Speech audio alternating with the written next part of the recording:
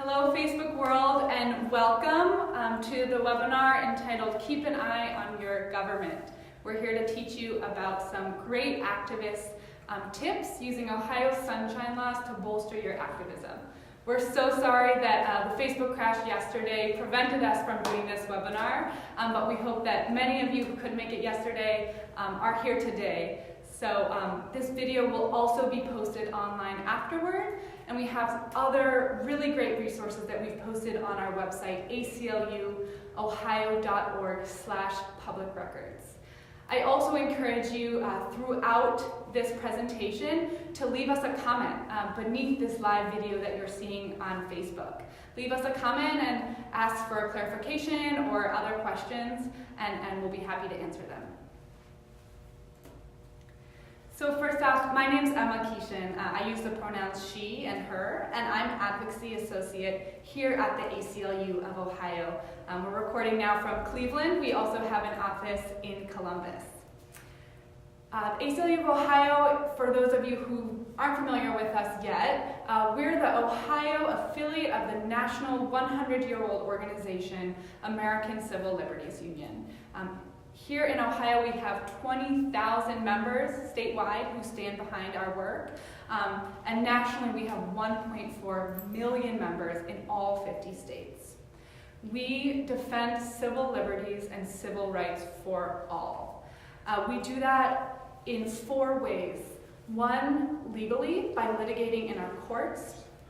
2, legislatively, by lobbying in legislatures. 3, organizing, building power with communities to take on power. And lastly, through public education and media work to get our message out to a broad audience. We are staunchly nonpartisan. We do work on a whole host of issues. Our main priority for 2019 is criminal justice and policing, as well as many other important issues like LGBT rights, religious freedom, privacy, disability rights, reproductive freedom, and free speech. So you can see more at our website. Today, we'll be spending the bulk of the time talking about the public records law. That's one that's most often used by activists. So we'll spend our time focusing on that, but certainly going over open meetings law, which is also very important. I'll point you to some more resources, and I'll take your questions throughout as they come in to Facebook. I'll be monitoring here, but for the most part, I'll take your questions at the end. As I mentioned, this is our website where you can find our step-by-step activist guide, a written guide, really simple, easy to use, about 20 pages, where we have some great resources. So I've worked with the ACLU for a bit over 2 years, but before that, even though I did a lot of activism, I had no idea what public records requests were. When I started here, I quickly learned that you can simply send a letter or email or both requesting records from government agencies, and in many cases, they have to turn them over to you. I was floored by how much information we could get just by asking. Public records requests have indeed been the basis for many of our campaigns and even lawsuits, including when we exposed some predatory practices in Ohio's mayor's courts. That has been the great work of my colleague Sri. Also, we achieved a statewide reform to prevent courts from jailing people who can't afford to pay their fines. So those 2 projects are just 2 examples of ones that have, the public records requests have really been the basis of the work. Public records requests are often useful in understanding why decisions were made by city council, right? For example, why they chose to allow a certain development in their city, or why they chose to contract with a certain company. And also how government does its day-to-day business, like running our jails. So they allow us, the people, to get access to much of the same information that the public officials had when they made those decisions. As I continue my work here at the ACLU, working alongside many of you who are listening, brilliant organizers and activists, I want to help others understand how to use these helpful laws that sometimes go unnoticed. Not all of us know exactly the ins and outs of them. I believe that when more of us know about these rights and how to use them, we will be even more powerful in our work across Ohio advancing justice. So, who gives us these rights? Where do they come from? It's important to note that these come from Ohio statewide laws, meaning you have the same rights regardless of where in Ohio you are.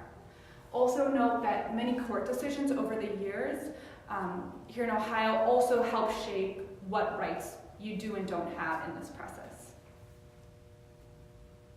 So, digging into public records. What is a public record? Right, so a record doesn't just have to be a hard copy piece of paper. It can be recording, an email, it can be a draft version of something, it can be meeting minutes. All of these are things that that constitute a record. Although legally, in the law, there's very specific criteria which you can see here. But to just share some examples of what are generally public records. Generally, and there are some exceptions that we'll go over, but generally policies, budgets, emails, all public record, police dash cam and body cam footage, police reports, routine incident reports, as well as 911 call recordings, all public records generally. Bond schedules, things that judges use to set a person's bond once they've been arrested. Law enforcement investigation records after the trial is completed. Even personal calendars of officials can be public. Settlement agreements as well, and some other contracts, and even video footage from prisons. So these are all examples of stuff that is generally considered a public record. Note that there are several categories of records that are exempted or accepted from public records law. And more often than not for good reason, right? I don't want someone to be able to just request my personal medical file, right? So medical records are exempted from disclosure, meaning the public office does not have to hand them over to you if you request them. Also, certain confidential information within law enforcement investigation records, records of probation, parole proceedings, adoption records. These are all examples of more sensitive records that are generally accepted from the law. So note that if you do send a request and you're not aware of all these exceptions, there's many of them. So say that you send a request and you request youth services records, you should get a response from the office that says, according to this law, we don't have to give these to you, right? So it doesn't mean you would get in trouble or have the whole request thrown out, right? If there's just one part of your request that asks for something that you're not entitled to have, you just won't get that. And if there's other parts of your request that you are entitled to have, the office must still give those other records to you. Also note that if thinking of a record, if only one part of it is exempt, right, falls under one of these categories, the office has a duty to redact or black out that specific part of the record, but then otherwise produce the rest of that record to you if it is subject to public records law. Right, so what offices are subject to these requests? Under Ohio laws, any state or local office. So again, there's a specific definition, but some examples are school boards, jails, sheriff's offices, city councils, police departments. This is the Ohio State Prison System, the Bureau of Motor Vehicles, and the Department of Child and Family Services. These are all bodies that are generally subject to public records requests. Also note that private prison companies are subject to public records requests. There's some ins and outs of public-ish offices, quasi-public agencies. See our guide on our website for the ins and outs of that. If you're seeking records from a quasi-public agency, you may or may not be entitled to get them. Who can make a request? You can, regardless of whether you're a U.S. citizen, regardless of where you live. I live in Cleveland, but I can still submit a records request to Columbus, for example. So if there's someone who lives in California, they can still submit a request to an agency here in Ohio. You can also do it anonymously, which is important to know. So how can you make the request? Several options. The two that are your best option generally are via email or letter. And that's to have the request in writing, you have the date that you sent it, so you and the public office can be sure of what you're requesting. But note that you can also make the request by phone or in person. No specific language or format is necessary, as long as the public office can reasonably know what you're talking about, what you want, what records you want. So we have sample requests that you can simply copy and paste and use at our website, acluohio.org/public-records. Note that sometimes an office, and this generally happens with large offices that deal with a lot of public records requests, sometimes they might ask you to use a form, to fill out a form. If that's okay with you, that often can cut down on how long it might take them to get their records. Again, this sometimes happens in larger departments where they get so many requests, they've found certain ways that allow them to process it faster. But note, even if they request you use their form, you still have the same rights. Like, you still don't have to put it in writing. You can opt not to use that form. You can write a letter instead, or you can still submit anonymously. Note that making a request is free.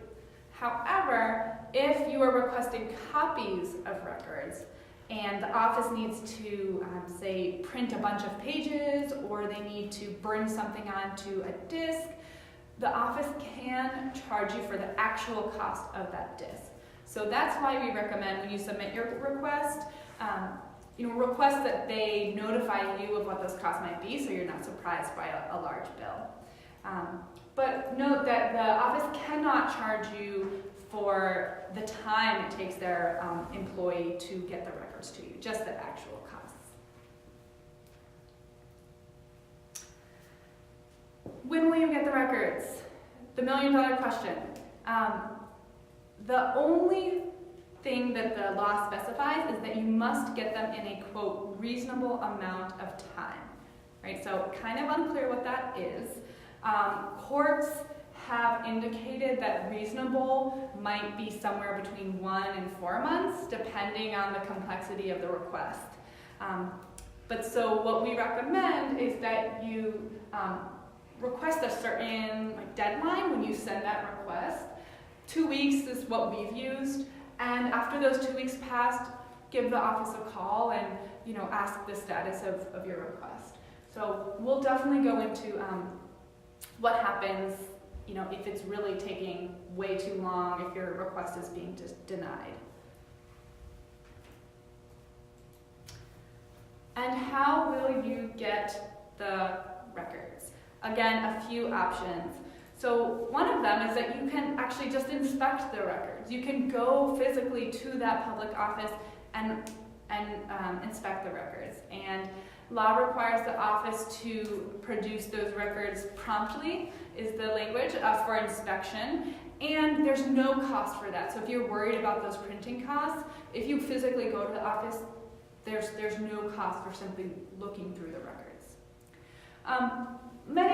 Many times we want to actually get the records. So there's 3 options. So Ohio law allows you to specify which of these 3 you'd like to get the records in. So one is on paper. Second is in the same medium the office keeps them. So maybe they're electronic records, so you could get them electronically. And the last is, if it's not one of the above, a medium that the office can, quote, reasonably manage. So that's where you could request, for example, that you get them via email. And if the office is able to do that fairly easily, that's how they need to send them to you. So, via email is often how we might want to get these records. You can always request that they send them via email. The office is not always required to do that, but definitely request it and see if they can do that. So here you'll see a sample request. Obviously, it's the text is really small on your screen, but again, this is on our website in our guide. You can just copy and paste this. This is the request to actually get copies of the records, and this is the request to inspect records.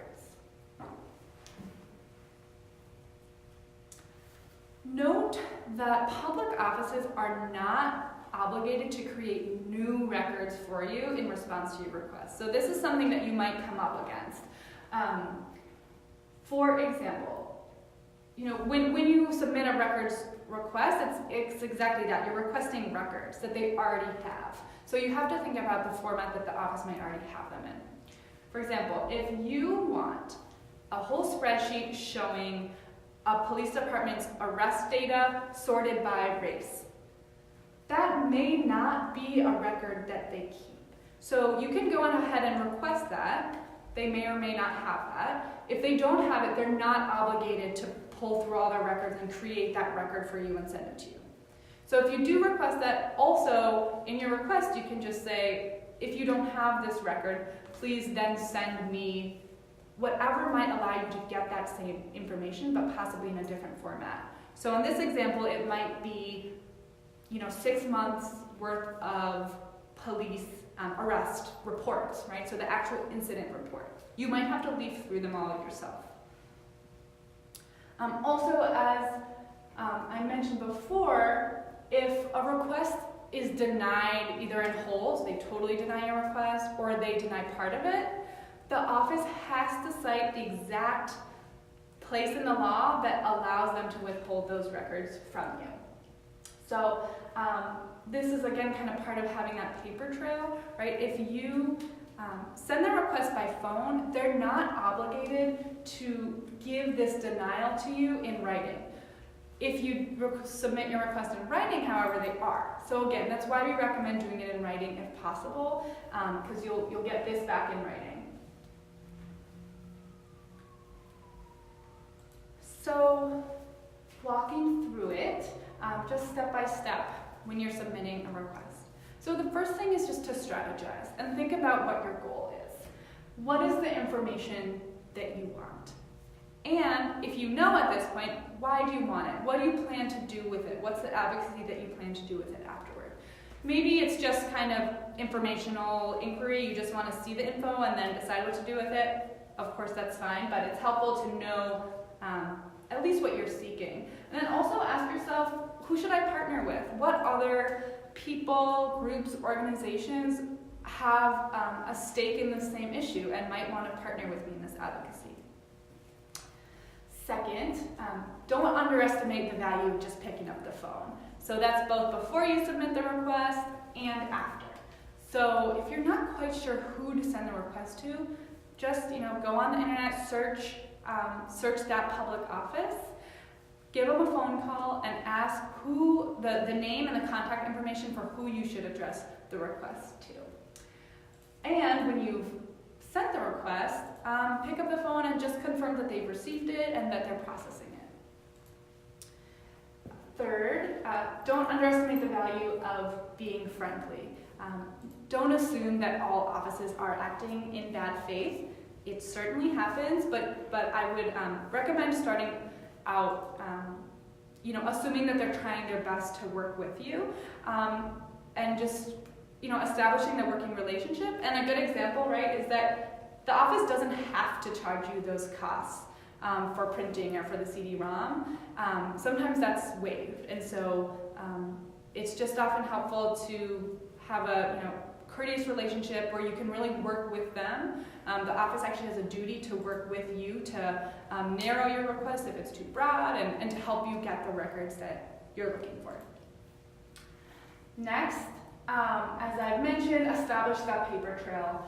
So if your request is denied or the public office is giving you issues, it's best that you have all of that in writing. So if you need to, go to the court or something, file a complaint, which we'll talk about later, you have all of those records. So you know, if you send out a request, like a hard copy request, make a copy and keep a copy for yourself. Number 5, give the public office your contact info.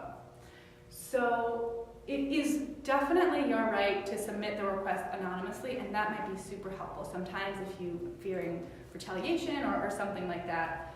But I would at least recommend that you give the public office some way to contact you, whether it's email, phone, whatnot, so that if you forget to include something in your request or it was too broad or too vague and the office is having trouble understanding exactly what you're looking for, then they can get in touch with you and clarify so that you can actually get the records you want. 6, be specific about the records that you're requesting. So this is both for your sake and for the public office's sake. So for your sake, right, you don't want to be saddled with 500 pages of records when really you only needed 20. So try to be specific in what you want so you're only getting what you want. Also, but on the flip side, if you're too specific, you could accidentally not ask for all of the records that you want. So it is kind of a word game. You kind of have to really think about the language. Again, check out our sample requests. And if you don't get exactly the records you want, if you realize you maybe worded it not how you wanted, just send another request. You can always send another request. And just lastly on that point, the public office, if the request is too broad or too vague, they can deny it. So that's another reason that you want to be specific in what you're requesting. Think about dates, right? So if you want meeting minutes, what date was the meeting held? And say the meeting date in your request. Or if you want arrest records, what is the exact time frame that you want those records to be from? If you want emails,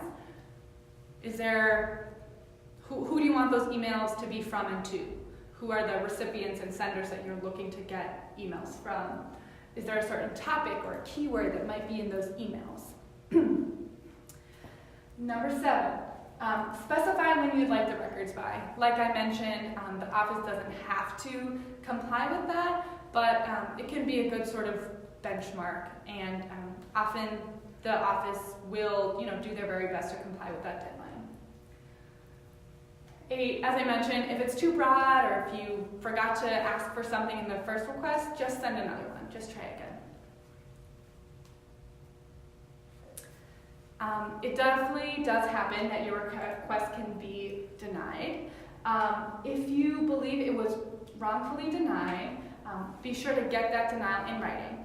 And then you have 2 options. So both have their pros and cons, so we'll leave it to you to decide what's best for you in your situation. But first, the Ohio Court of Claims process. This was created just a couple years back in 2016, and the goal was to streamline this complaint process, and the intention is that you can navigate this process on your own without a lawyer. So there's just a very simple form that you need to complete to initiate this process, and it's actually, I'll show you. Again, I know it's hard to see, but I just want you to see how simple it is, just asking for your contact info, public office's contact info, and just a few lines of your complaint of what issue you have, why do you think it was wrong that you didn't get the records. And then attach the necessary documents that they ask you for. It's a $25 filing fee. You can either mail it in, bring it in person, or file it online. Again, see our guide for more details on this. This fee, note that it might be returned to you depending on the outcome. So once you file it, someone will review your case and they will get in touch with the public office. Often that's all that the public office needed was that little nudge from the Ohio Court of Claims to comply. But if that doesn't resolve the issue, it will go to mediation. If mediation doesn't resolve it, it will go to this other process where there's someone called a special master. They're someone trained in this, and they will issue a formal legal ruling of, who was right, who was wrong. Another option is filing a mandamus action, which is a type of lawsuit, in any one of these state courts. So the lowest you could file them would be the Court of Common Pleas, or the State Appeals Court, or the Ohio Supreme Court. A mandamus action just means that you're asking the court to compel the government to release those records to you. So this is a full lawsuit. You probably need a lawyer for this. So just note that. All right. I'm just going to take a quick second to see if any questions have come in on this part so far before we move on to open meetings.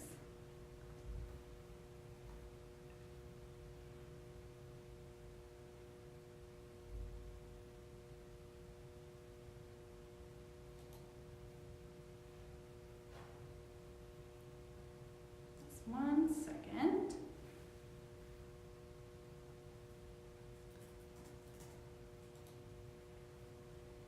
All right. Okay, let me see.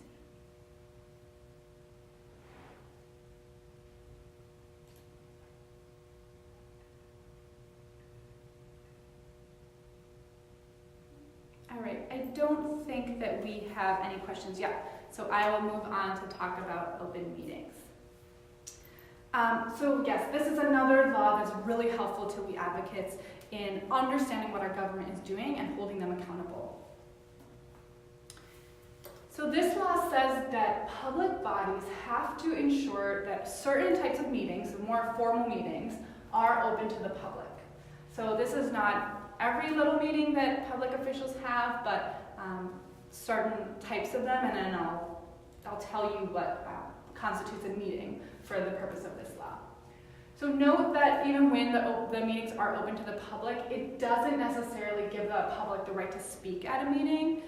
And even if the public is allowed to speak, the public body can narrow what you're allowed to speak on. For example, they could ask that you stick to only items on the agenda when you make your comment.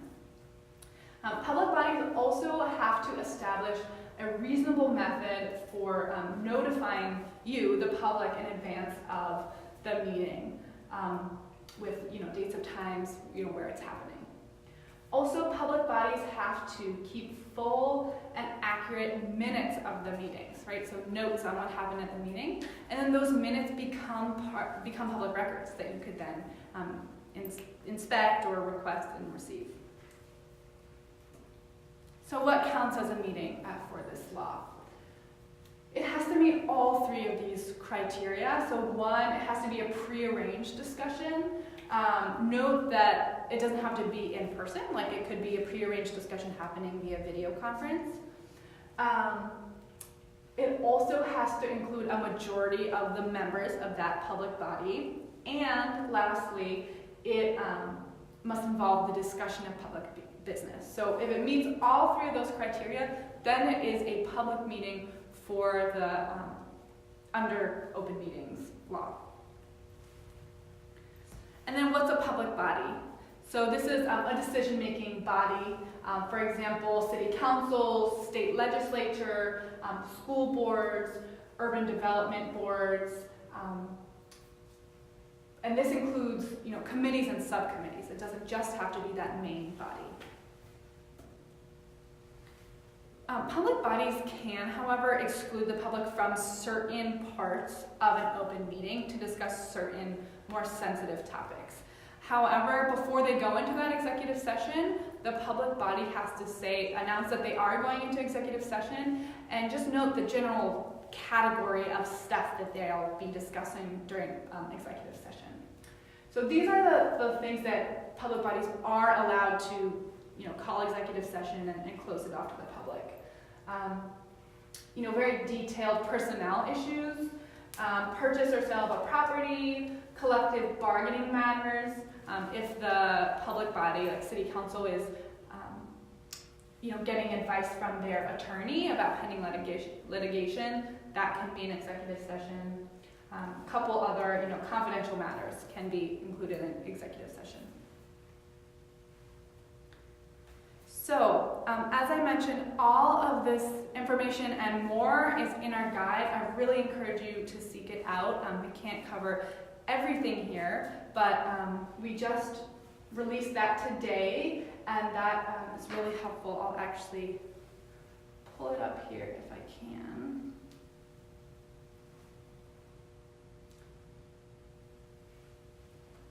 So this is acluohio.org/public records. So this is where we have several resources, including this is where you'll find our guide.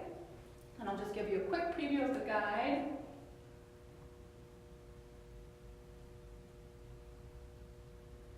So it has a lot of what we've just talked about, but in a bit more depth.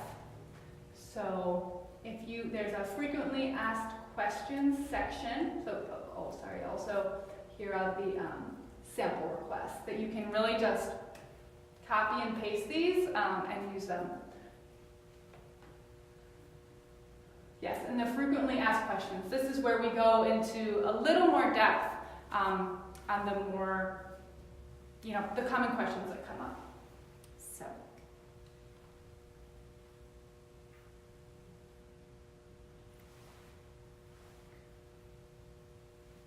All right, and as I noted, this video will also permanently live on our Facebook page as well as on that website I just showed you.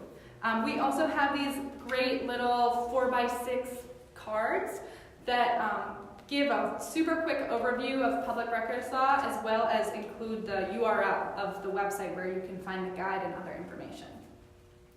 If you want these for yourself or for a group that you're part of, shoot us an email and we can probably get you some copies of these. If you need even more info than what's contained in our guide, here are some other places you can get it. The Ohio Attorney General has a very thorough, meaning about 300-page guide, but it's, sometimes we need that detail, right? If we sent a request and we want to know some ins and outs, that has a lot of helpful information. You can also read right from the law itself. Those are available online as well. These links are all in the guide too. Also, Muckrock is a great website. So they have resources to help you if you're in another state or you want to send a request to another state. Each state has its own particular records laws, so Muckrock has info on that. And federal agencies from the US government are also covered by their own set of laws known as FOIA, Freedom of Information Act. So Muckrock has info on that, as does the Department of Justice. And then Muckrock also has a compilation of public records that people have already requested. So before you even send your request, you can check there and see if you could even, get the records you needed without sending the request. So at this point, I'm going to check again and see if folks have commented with questions.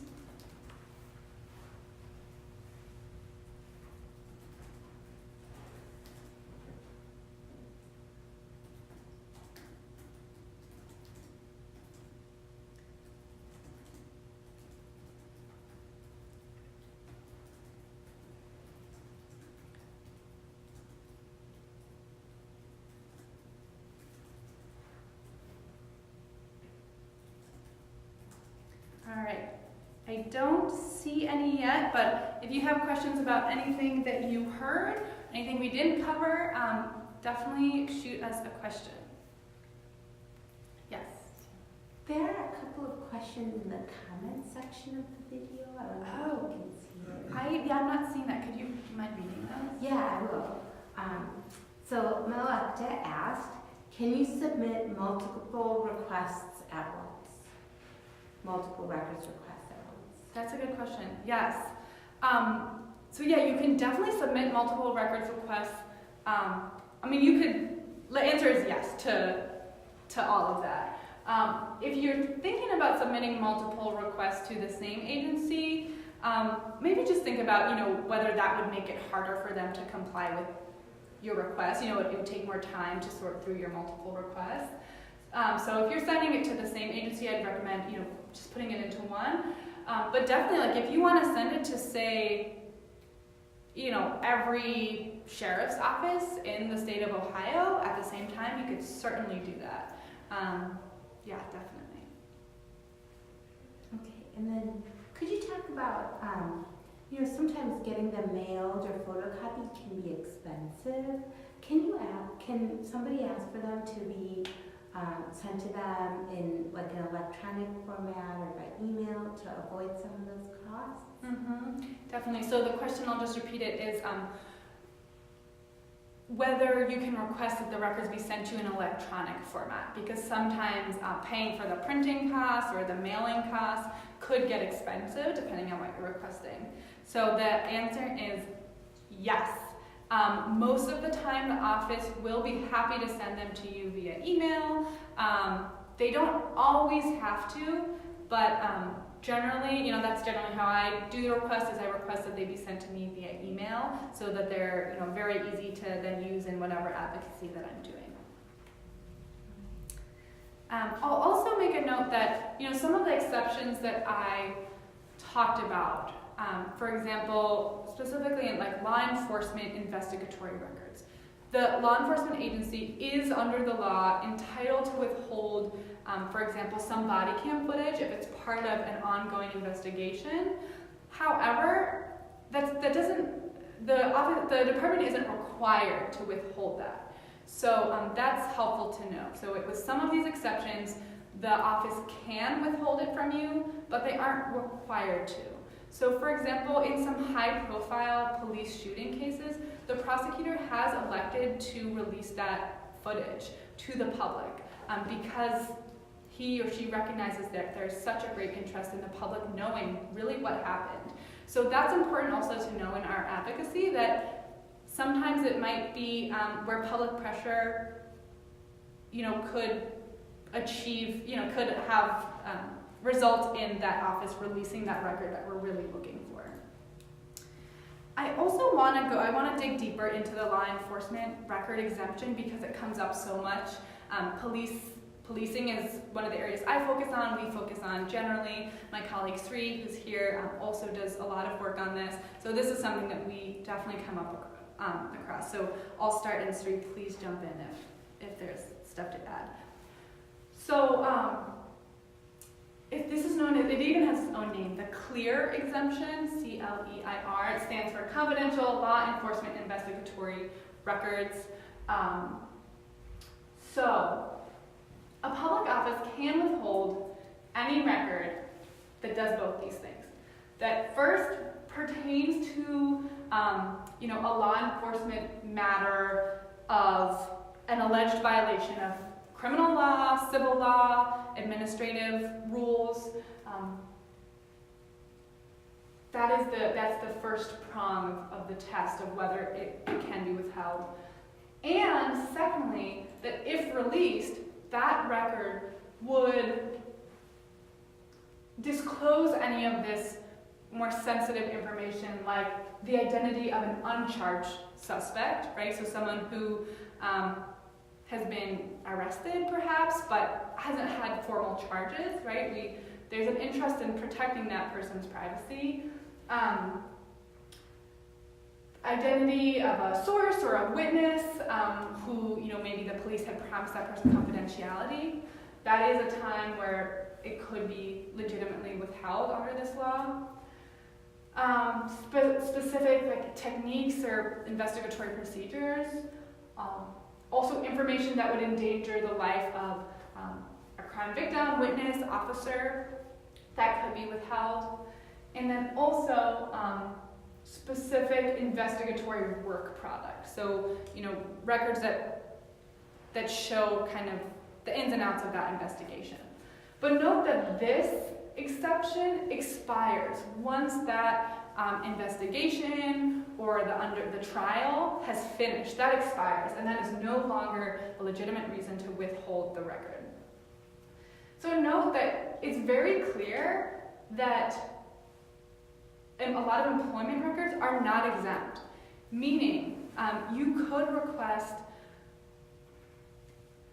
employment records of a law enforcement officer's employment, including disciplinary records and evaluations, and you are entitled to those. The law is very clear on that.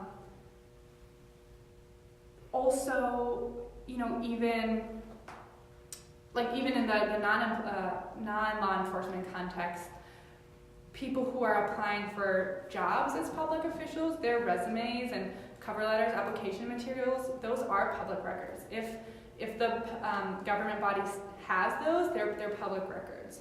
So just note that, there's definitely been issues that have come up where officers who have a long history of discipline then end up hurting or killing a member of the public. We have a right to know that, and those are public records. So, check again for any more questions.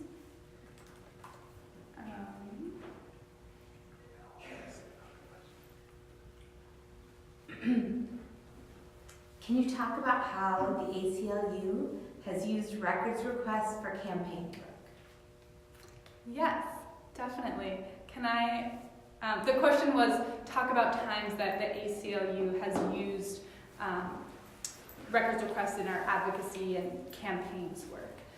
So I want to bring up my colleague Sri, who has been spending a lot of time doing just that. So she'll talk a little bit about that work that she's been doing.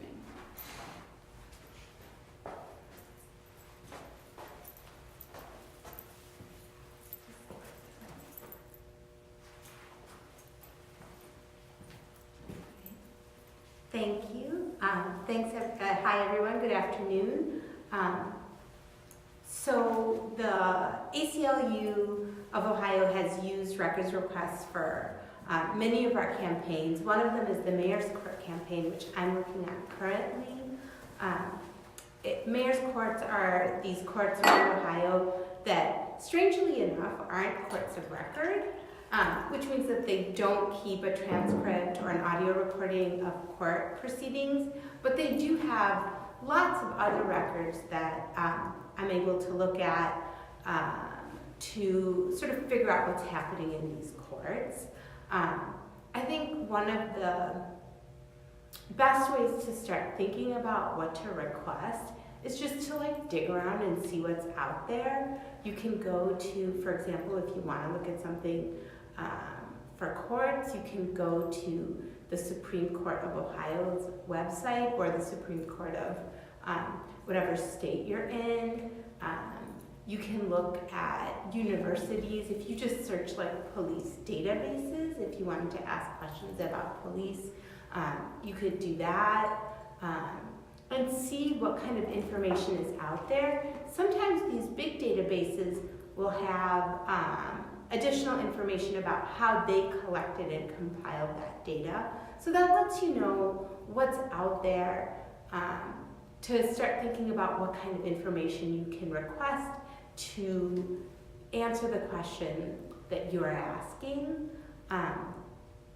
And for mayor's courts, we've been doing that. For example, we wanted to know police staffing information because we wanted to see how many police there are in each municipality, and that's something that I found was collected by the Attorney General's office. And I actually found that information in a newspaper article about police staffing around Ohio, that it was at the AG's office. It took me about a week of phone calls to figure out exactly who I needed to speak with. So you'll have to dig around a bit, but that was very useful information, and I got it for all 900 municipalities in Ohio in an Excel spreadsheet format. So I think my advice would be dig around on the web or on whatever research medium. If you read things in print, look around on the newspaper. If you find something that gets at the government issue that you're concerned with, see what information they use to do that work. See if you can find it online, or if you can't, see what office they got the information from, and then you can call them up. And as Emma explained, they do have a duty to work with us, the public, to give us this information, and they can help you hone your request. All right. I actually had a question for you, Emma. What was the coolest thing that you found with records requests, or the most interesting? Yeah. Thank you.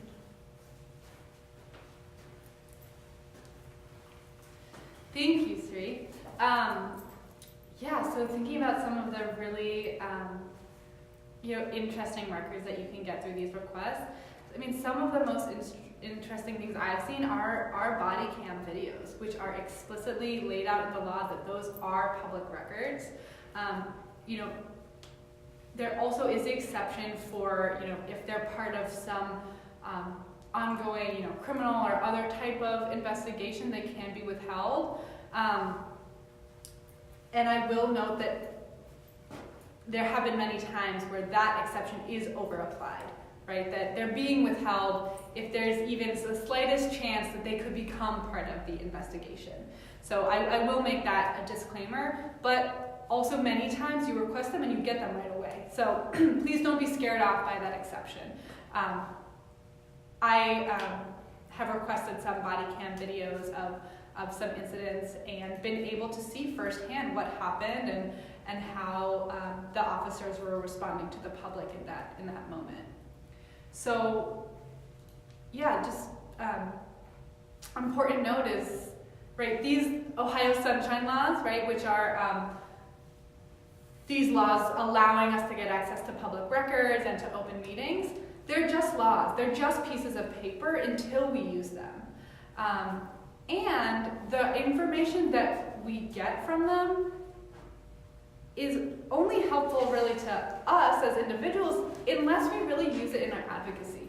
So please know that once you've received those public records, if they're public records, you have a right to release them to the public. So it shouldn't just stop with getting the records. Really think about how they can be helpful to you in your advocacy. Newspapers use these requests all the time to get information for stories that they need.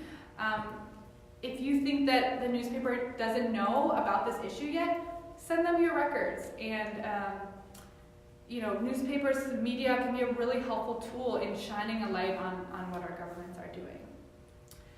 So I think we'll wrap up. Are there any last questions? Check one more time. Mine's not working. There it is. It says, can you get records from police arbitration processes? Ooh. I'm trying to think through. I'm not sure about that one. I know that collective bargaining matters are exempt. So I'm just trying to think through, where exactly that would fall. I would recommend looking at this guidebook that goes really in depth on that matter, and that's something that I'll look into as well.